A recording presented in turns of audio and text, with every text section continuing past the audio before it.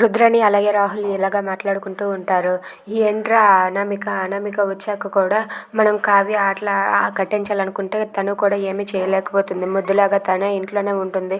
కావ్య ఆఫీస్కి వెళ్ళిన నుంచి ఇంకా తెగ ఓవరాక్షన్ చేసేసి ఇంకా స్టైల్ కొడుతుంది అని చెప్పి అంటూ ఉంటుంది. ఆ మాటలకు రాహుల్ కూడా అవును మమ్మీ, ఆ అనామిక మనకి ఏదో హెల్ప్ అవుతుంది అనుకుంటే అనామిక ఏమీ చేయలేకపోతుంది అని చెప్పి అంటూ ఉంటాడు.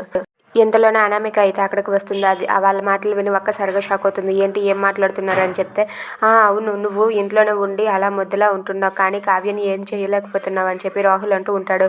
నువ్వు మాటలు మర్యాదగా మాట్లాడు, మర్యాదగా ఉండదు అని చెప్పి అనామిక అయితే రాహుల్గా అంటూ ఉంటుంది. ఏంటి మర్యాద, నువ్వేమో కళ్యాణ్ని బొట్టులో వేసుకొని కళ్యాణ్ని అయితే పడేసి ఇంటికి కోడలుగా వచ్చావని చెప్పి అంటూ ఉంటాడు. ఆ మాటలు విన్న ఇంట్లో వాళ్ళంతా ఒక్కసారిగా షాక్ అవుతారు.